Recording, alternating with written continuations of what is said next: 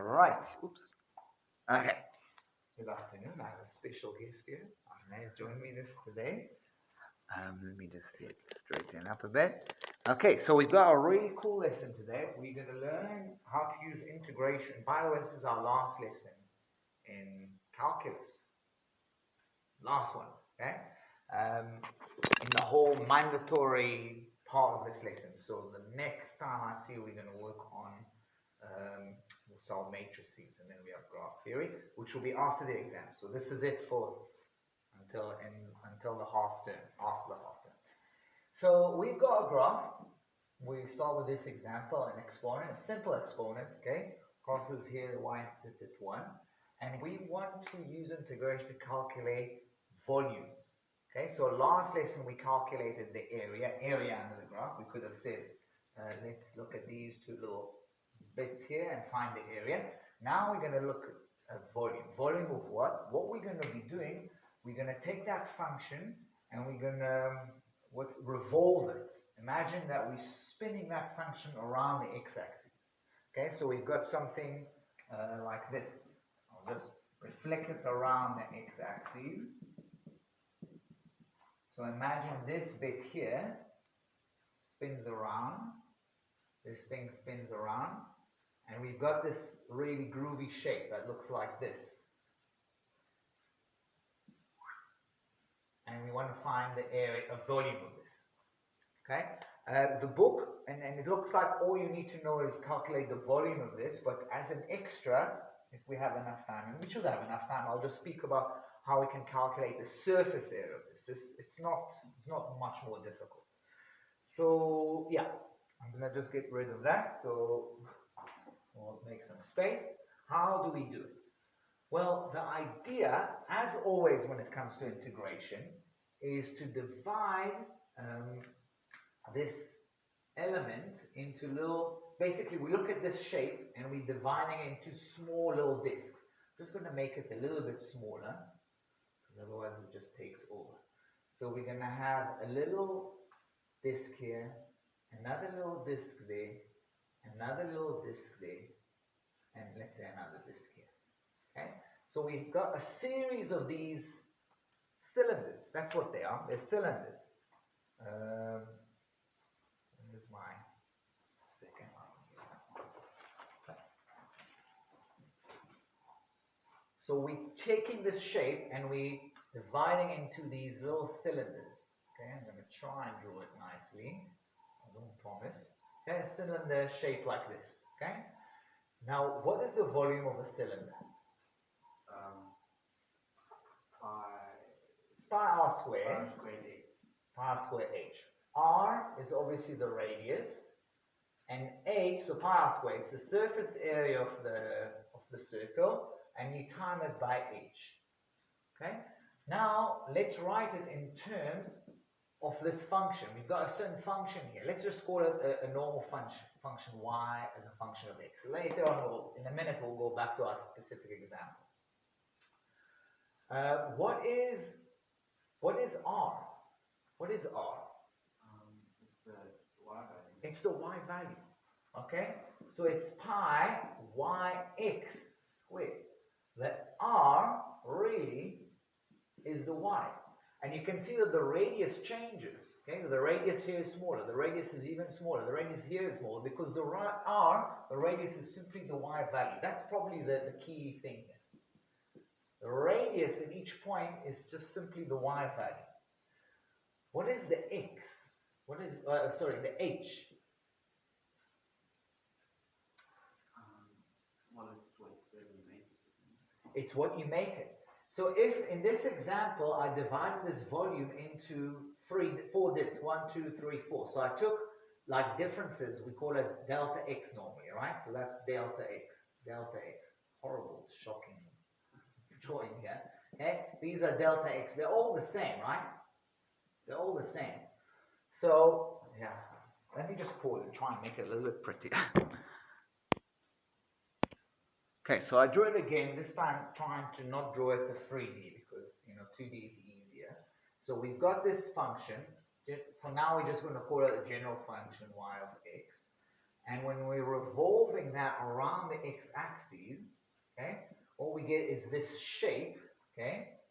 We say we drew it like this. A shape that is made out of these cylinders. Lots of these cylinders. This is each one of these cylinders by looking at face on, okay? So they are cylinders. The height or the radius is your y, we said, and the delta x is your h. It's the, I don't know what we call it, the height of the cylinder, we call it. And as I said, is basically it's whatever I makes it. So in this case, I have 1, 2, 3, 4, 5 discs. So if this distance, I don't know, is 5 centimeters, each the height will be 1 centimeter. So whatever it is, whatever we make it. Now, if I want to calculate the volume of this shape, we're going to say it's kind of like what we will do with sum the volume of each cylinder. Now, what will be the volume of each cylinder? So we're going to start from 1 all the way to, okay, we'll start from, let's say this is x equal 1 to this is x equal 3. We'll go through all the x's, and we're going to do pi r squared. But what is pi r squared? Okay, pi r squared. Okay, so that's equal to pi, the y, the value of the function square, time, and sorry, I forgot to time it by h. The difference in this case, the h is basically your delta x. Okay, so that's what the volume is equal to. Okay, but I said kind of because it's not exactly, isn't it? What should we do to make it exactly? What should the volume be? Delta x should strive to 0. Correct. So we're going to take the limit where delta x goes to 0. We're going to write the same. This time it's going to be an infinite sum. Okay, pi y x squared delta x. But we've got a way of writing this. So very well me today. How do we write an infinite sum where delta x approaches 0? There's a certain way. How do we write it? It's the integral. Yeah. That's the definition of the integral. Integral is an infinite sum, or I'll multiply the value of a function or something to the function time delta x. What happens? What delta x becomes in this case? If delta x approaches 0, we write down delta x as dx. Okay? So it's going to be pi y as a function of x dx. Okay? Now, I can even do one more thing here if I want to. I can get the pi out because pi is just a constant. When I integrate, it's doing nothing here. So I can get it out. Okay? And then all I have is y the function of x dx. And what I didn't really talk here, obviously I need to specify the limits of integration. From here I went from x equal 1 to x equal 3. Okay, it's what we calculate is a definite integral. So I should have done it already all the way, but I'll do it at the end. So that is the volume. Okay, I'm going to pause here, write it nicely, and then we'll do some examples. Okay, so before we go into our first example, just a few clarifications. So I said we're using integration to calculate volumes of objects, but we don't have right now the tools to calculate volumes of every object. For example, an object like this, I can't. Why can't I? Because I can't make this object by revolving a certain graph around the x-axis. You see, the only object I can work with is having a certain line, whatever, it could be a straight line, it could be a line like this, it could be a wobbly line like that, and then I'll revolve it around the x-axis.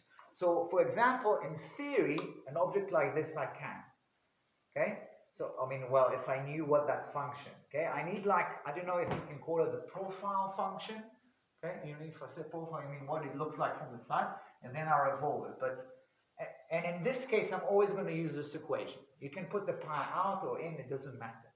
But, and this is always the equation we're going to use. But that doesn't mean now that we have tools to calculate object of everything, because not every object can be revolved around the x-axis, okay? Okay, let's do an example before I say more things.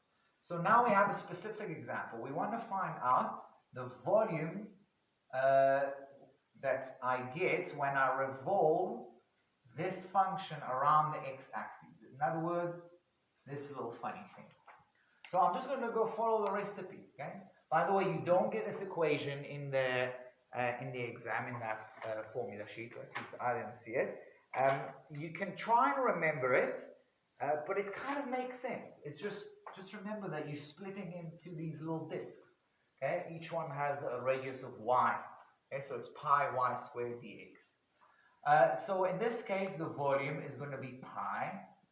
What is the a and b? The a and b are the values of x limit. So it's from 1 to 3.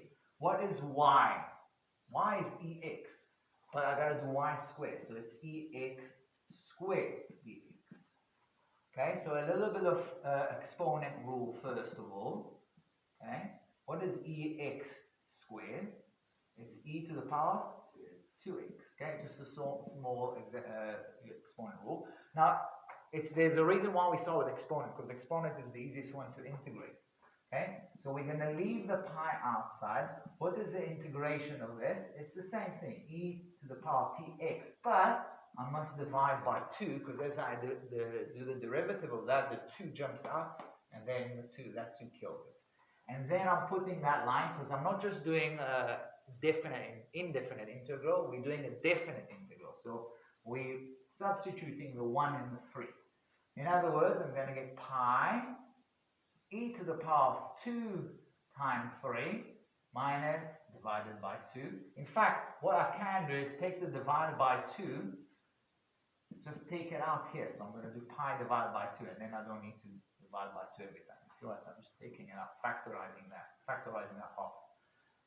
Divided by e to the power 2 times 1. Well, what do I have here? I have half a pi times e to the power 6 minus e squared. And if I really want to, I can factorize e squared. So I'm going to have pi e squared over 2. If I want to do that, I don't think I have to.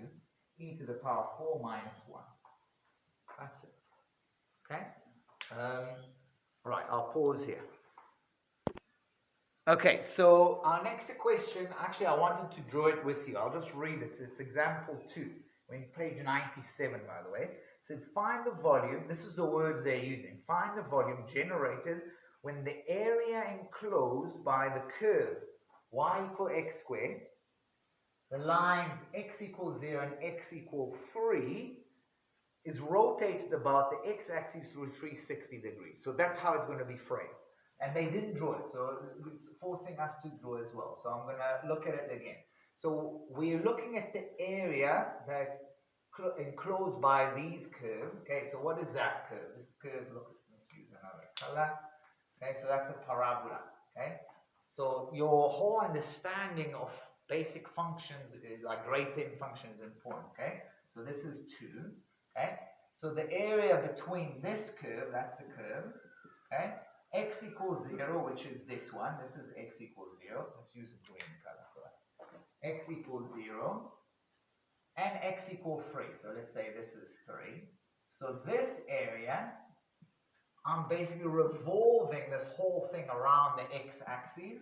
Okay, it's going to be something like this, isn't it? We'll draw it like this. This, but just 3D. You got to think about that as 3D. Okay, this shape. Okay, it's going to look like this. Alright, so we want to find the volume of this. The same thing, we're using the same formula. Okay? Alright? So the only thing that is different here, the a and the b are different, the 0 and 3, and the formula, the y is different, but it's the same thing. So the volume will be pi times the integral between 0 and 3 of y squared. What is y squared? Well, it's x squared plus 2 squared. This is the y. So we're looking for the square of y. And then I put dx. Okay, and then how do I do that? Okay, let's keep the pi there. Let's just open it. Let's not be clever. Just do it normal. Okay? So it's going to be x to the power 4. I squared the x squared. Plus 2 times x squared. So plus 4x squared. Just using normal formula. Plus 4. And all that dx. Okay? And then I've got an integral of the sum. Is always the sum of the integral. Okay? So it's going to be pi times the integral x power 4 dx between 0 and 3 plus, okay, I'll leave the pi outside here so I don't need to write it every time. integral between 0 and 3 of 4x squared dx plus the integral of 4, 0 to 4 dx. Okay, that could be actually a round bracket. Okay, and then we just need to do it. So pi time. Okay, what's that? That's x to the power 5 divided by 5 between 0 and 3 plus the integral of that's going to be 4x cubed divided by 3 between 0 and 3. You see what I'm doing here? If I differentiate the 3, that jumps up, kill the 3, and then we end up with 4x squared plus 4x 0 to 3. Okay? Alright? And then let's do it. Okay, so it says here pi time. Okay. Notice the nice thing here, because I've got just x's and 0 as the lower limit, that's just going to mean 0, it's nothing. So I only need really to substitute the 3, because if I substitute the 0, it's just 0. So it's going to be 3 to the power 5 minus divided by 5 minus 0 to the power 5. That's obviously just 0. Plus 4 times 3 cubed divided by 3 plus 4 times 3. And I'll leave it like that. Yeah, I mean, obviously you need to carry on, but it's too boring. Let's leave it, okay? I'll just pause. So can I just copy it down? Yeah, sure. Right, just a little bit more about this example. I did check, and I can see that in the book, this is example 2, they definitely made a mistake. What they've done here, in the book they wrote 4x. But obviously if I square this, 2 times x squared times 2 is 4x squared. So it's not 4x, they got it wrong. So they got something else. But one thing that, we didn't get there, the answer often, you can leave it as something times pi. So they add 78.6.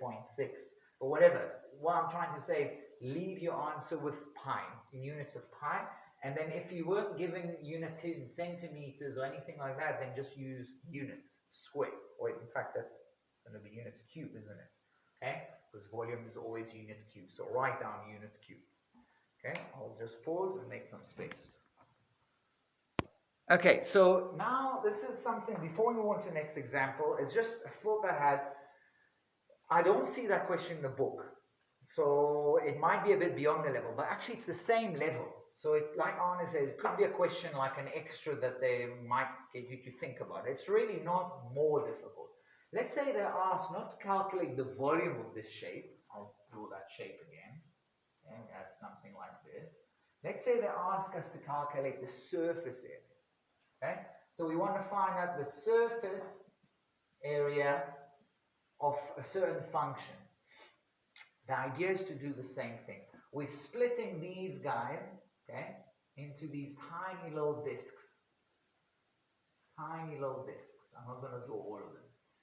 And this time we're not going to calculate the volume of the disc. We'll calculate the surface area of the disc, not including the front and bottom.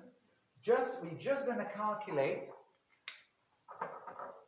Okay, if this is a little disc, we're just going to calculate the outside bead. So what is the area of a cylinder? Let's draw a little cylinder here. Okay, it's like this. What will be the area of surface area of this disc? 2 pi r h. 2 pi r h. Okay, it's 2 pi r, which is like the circumference, times h. So in this case, it's going to be, let's write it here. So what will be the surface area? It's going to be 2 pi, okay, what is r? Okay, we kind of wrote it. The r really of the radius in each case is the y value. So 2 pi y as a function of x.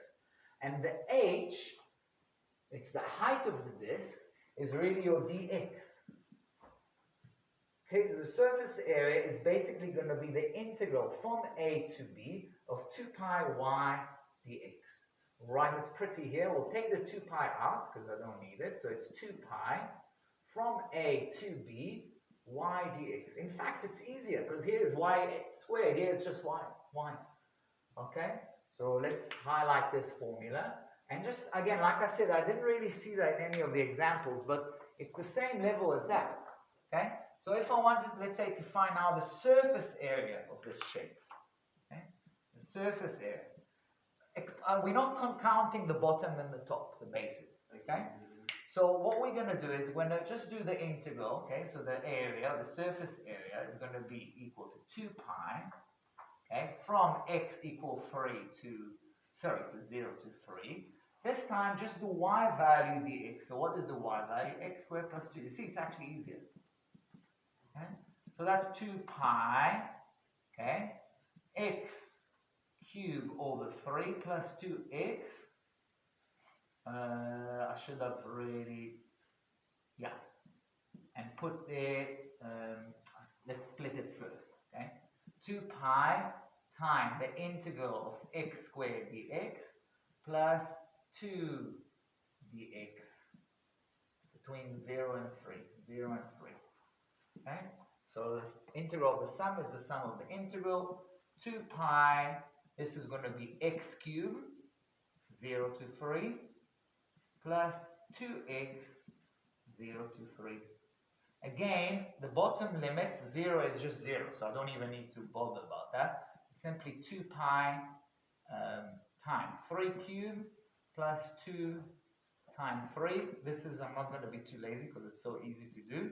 It's 2 pi 9 plus 6. 9 plus 6 is, no, it's not 9. 27 plus 6 is 33. I hope. 27 plus 6 is 33. So we get 66 pi. And in this case, it's not going to be units cubed. It's not going to be units. It's going to be units squared. Because we're talking about surface area. Surface area is centimeter square, meter square, unit square. When I say unit, it means I don't know what the units. That's what it means. Okay? Volume is in cubes. Okay? Okay, let's pause here. Okay, so again, this what we did now. Surface area, I don't see it in the book, but it definitely can be asked. What I'm going to talk about now, just for 2 minutes, not more, is definitely beyond the level. But I think it's interesting. It's an exercise. If you really have nothing else to do, I think it's quite cool. So the volume of the cone you've learned is pi r squared h over 3. It's the same as a cylinder, but there's a third of that. Now you actually you can actually prove it. Okay, you can see where it's coming from. Well, we're not going to do it now, but I'm just going to get you started. Okay. Now a cone. What is a cone? A cone, it looks like this, right? So a cone can be thought as a straight line, some linear function, which you then rotate 360 degrees around the x-axis. So again, it will take a while. I also have to think about it. If you knew the function, this is some kind of function, is y. I mean, what is it? It's not just y equal ax plus b. It's just y equal ax. Okay, it goes from 0, 0. Then you should be able to use this formula to calculate the volume and the surface area. So, yeah, there needs to be some kind of substitution because it's not that easy, but you can do it. If you think about it, make a few kind of connect between the a and the b and the h and the y equal ax, because we don't know what the a is. We have to figure out what is the slope. Well, the slope depends on what this point is. So it can be done. I'm not going to do it now, but you can, in theory, at least do that. Okay, let's move on to the next example. Okay, so the next example looks very similar. We've got the same function. Okay, y equal x squared plus 2. Let's draw it. Okay, so I've got y equal x squared plus 2. Okay, I'm actually not interested on the other side, so I'm going to write that. But check this out. Now they're giving us, look, first of all, y equal 2 and y equal 11. What are these? Well, these are these little lines. So this is y equal 2. Okay, there's a little line here, y equal 2. And here, let's say we have y equal 11. So suddenly we've got these horizontal line, not vertical line. And then the punch line, I'll just read it for you. Find the volume generated when the area enclosed by the curve y equal x squared plus 2. The y-axis, the lines y equal 2 and y11 is rotated about the y-axis, 360 degrees. So we're rotating it now not around the x-axis, by the y-axis. Okay, so we're going to have this kind of shape. Okay, it's a very different shape. Okay, if we draw the shape here, it's like a bowl, isn't it? So what should we do? Should we panic? Yeah, maybe we can panic, but we just got to think about it. Let's see, can I see this shape of the ball? Just about see the shape of the ball. Let me just draw it a little bit closer. Okay, so we've got the ball. Okay, we're still going to divide into discs. It's not here. We're still going to have discs. That's one disc, another disc, another disc, another disc. Okay, and we're going to find the volume in each disc. Okay, and we're going to add these volumes. Okay, let's draw one disc. Okay, let's think about it. What is the radius now? What is the radius? When we had horizontal, vertical disc, the y value was the X value. Now it's the x value. Okay, so when I had before, I had discs like these. Okay, and we said that the radius was equal to the y value. We changed from place to place. Now, okay, the radius is equal to the x value, which depends on the y. Okay, so for example, if I draw this disc here, I've got a disc here somewhere in the middle. Okay, the radius here is going to be simply, what is that? It's the x value. It's the x value for a particular y. Okay? It's a function of y. So I'm just starting from y equal to, okay, multiplying the x value, okay, or the x squared, because I'm doing r squared, okay, times the height. Okay, what is the height now? What is this h equal? Here, the h, this height here, was equal to dx. Okay, this is the first time. What will be the h equal here? If here it was dx, that little tiny little delta x, dy. now it's going to be equal to dy. Okay, so I've got a little disc here. Let's draw it. Okay, I've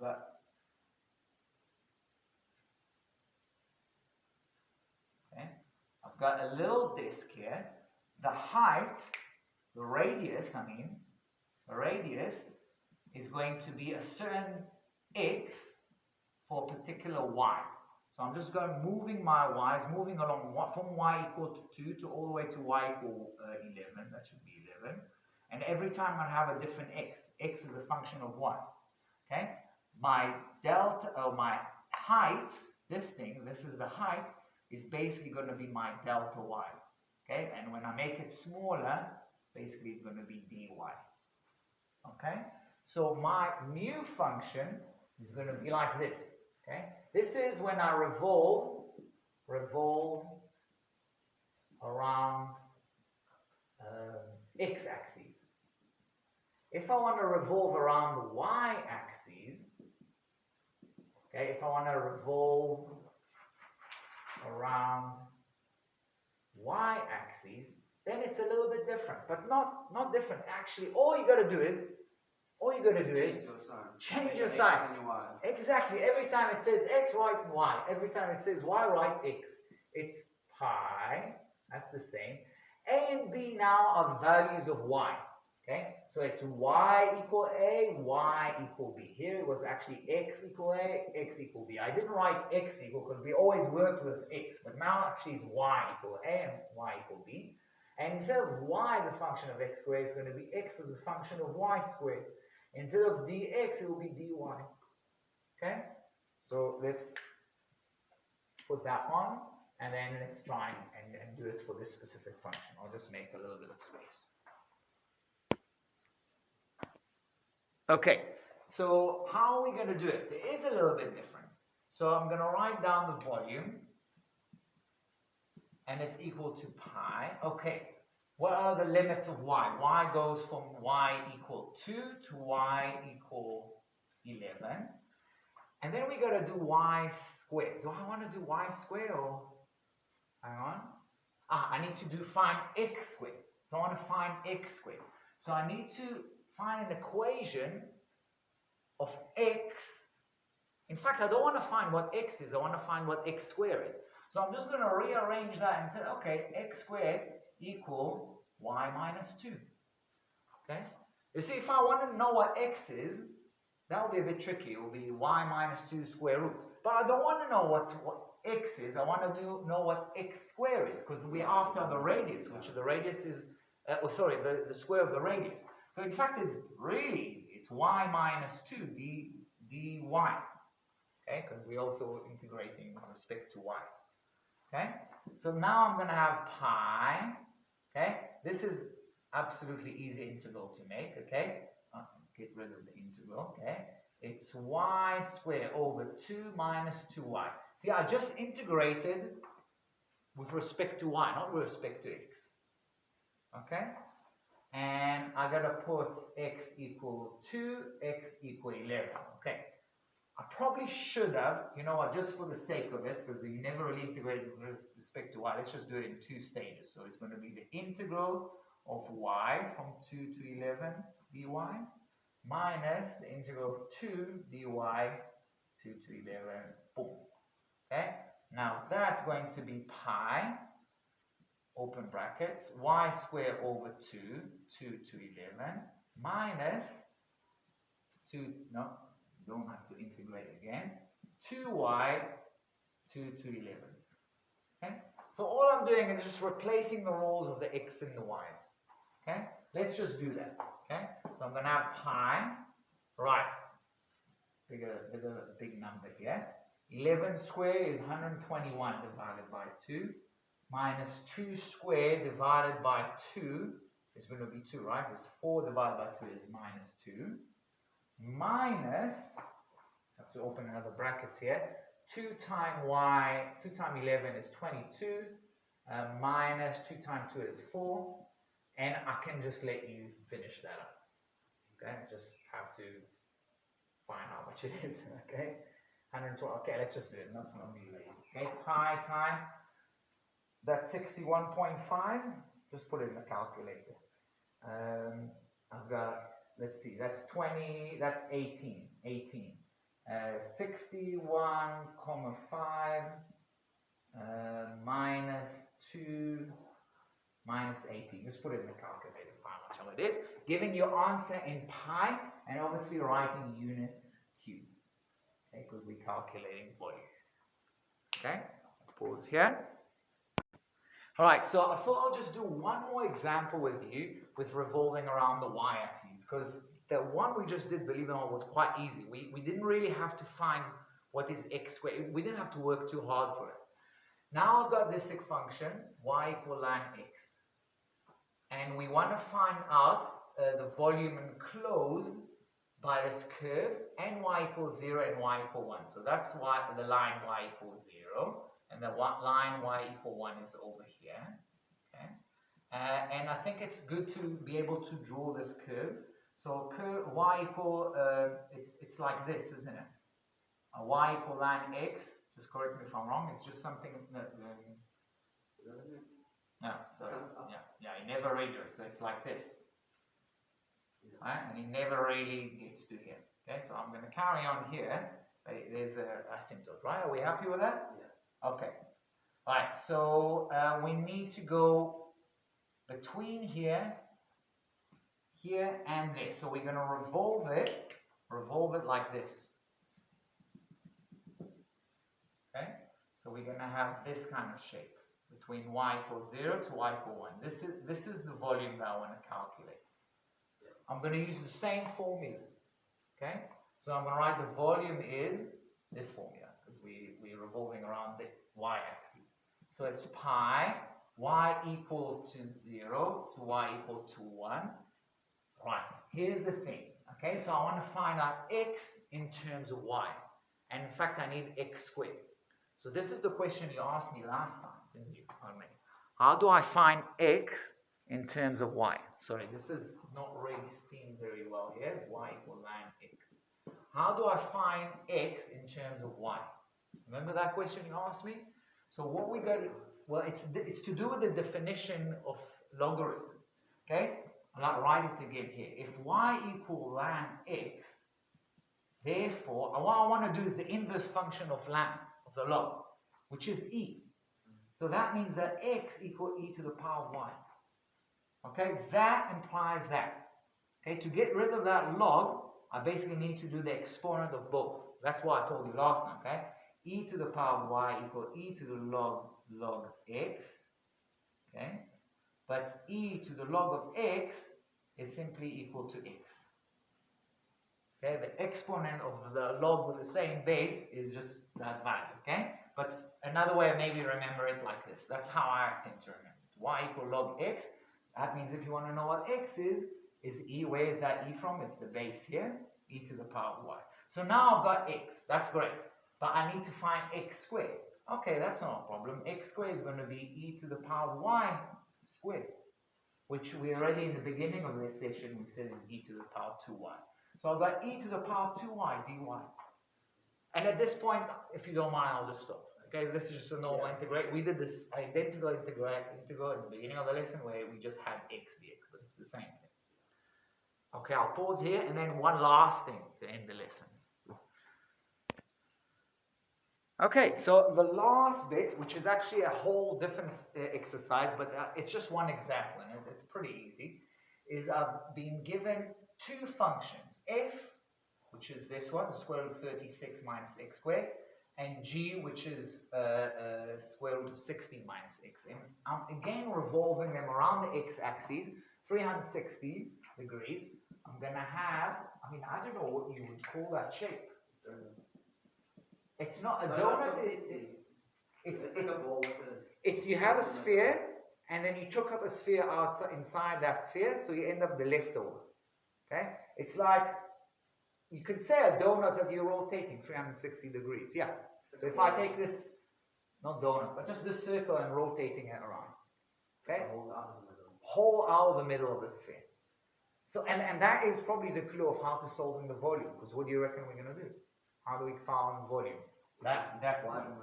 Exactly. What we're going to do, the volume, this volume, okay, this volume is going to be the volume of the big sphere, the volume of, let's say we'll write of f of x, okay, minus the volume of g of x. Okay? When what does it mean the volume of f of x? Well, it's just using that formula. Okay? So it's going to be pi time. Okay, now what is the x and the what are the two x's here? Okay, we're going from 4 to 6, right? Yes. Is it? Yeah. No. I got to be careful here. So first of all, I want to find out what is the volume of f of x. Is the volume of the big sphere. Let's write the big word, big sphere. Big sphere and the small sphere. Okay, so let's write it down. Okay, let's start with the big sphere. What is the volume of a big sphere? Yeah, I have to be careful here. There's actually a couple of ways of doing it. Forget about the blue one, just the big one. Okay, what do you reckon? What are the limits of integration? What are the two x's? Right, we always start from a certain x to a certain x. So what will be the two x's? I'm looking just at the sphere. So I'm taking this function, from minus 6 to 6, from here to here. I'm taking this function, okay, 3, 6 minus x squared. That's my y, but I'm actually squaring it as well. So I need to square that, which is good, because then I get rid of the square root, right? Otherwise I'm stuck with that square root, which is not going to be that nice. So I'm squaring that, okay? That's like my y, okay? Dx minus pi. All right, what will be the small sphere? Minus 4 to 4, minus 4 to 4. And now I need to take this volume. So I'll do it actually the whole thing. We'll do it. So minus pi, minus 4 to 4. Okay, minus 4 to 4. It's this round donut, the hole that we took from the inside. Square 16 minus x squared square dx. Yeah, I'm not going to go through all of it, but I'm just going to tidy it up a little bit. So it's from minus 6 to 6. You see the square of the square root is simply 36 minus 36 minus x squared dx minus pi minus 4 to 4, 16 minus x squared dx. And then here you can carry on. That shouldn't be a problem. Okay? These are quite easy integrals. By the way, if I just wanted to go, instead of from minus 6 to 6, I could just do it from 0 to 6. Why? How could I do that? If I want to integrate from 0 to 6, what could I say? Oh, if you don't have that. Yeah, I mean, if I have, but I'm just lazy. I don't want to integrate all the way to minus 6. If I integrate from 0 to 6, what can I do then? If I integrated, let's just have a look at this here.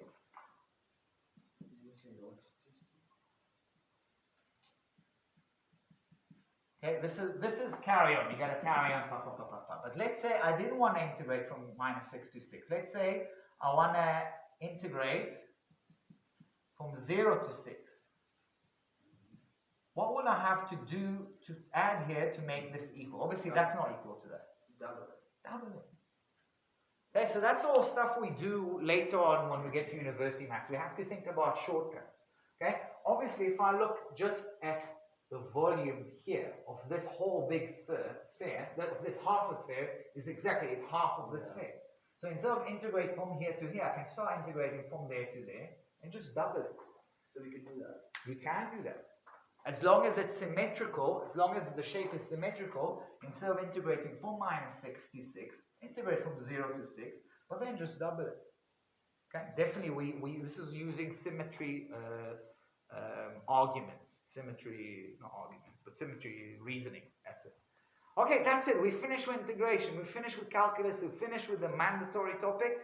After half term, we're going to hit matrices. Good luck in the exams.